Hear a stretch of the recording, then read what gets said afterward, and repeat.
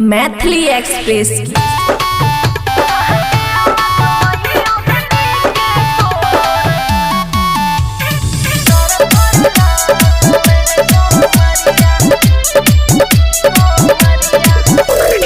खुशी recording studio बलुआ।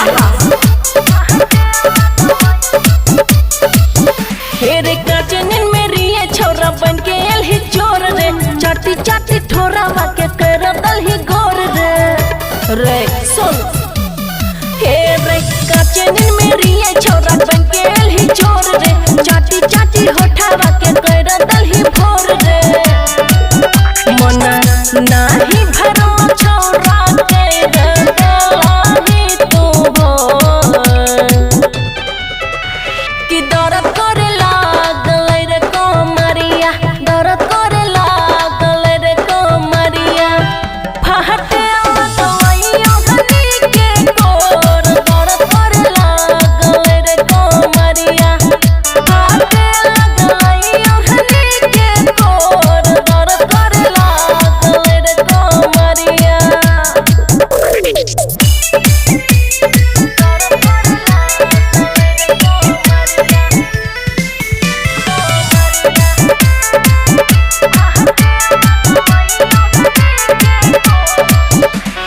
दर्द के मारे हम तो चौके से नहीं उठलो, दिन भर में सके सहल के संग सुतलो।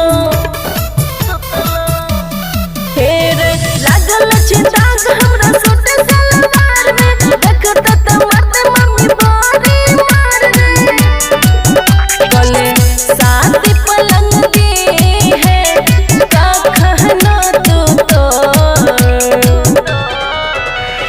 दर्द करे लागल रे कोमरिया, दर्द करे लागल रे कोमरिया, फाटे लगल ओढ़नी के कोर, दर्द करे लागल रे कोमरिया, फाटे लगल ओढ़नी के कोर, दर्द करे लागल रे कोमरिया।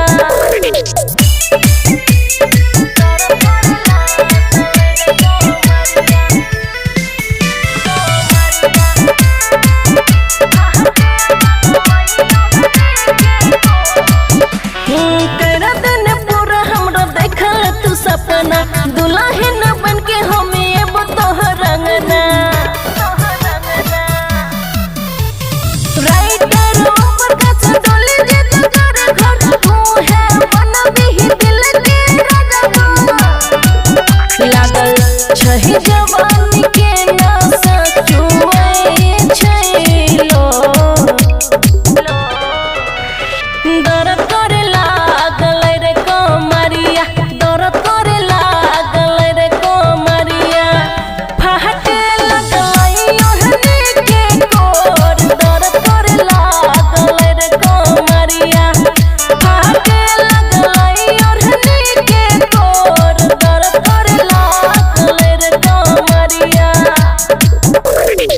खुशी रिकॉर्डिंग स्टूडियो बलुआ।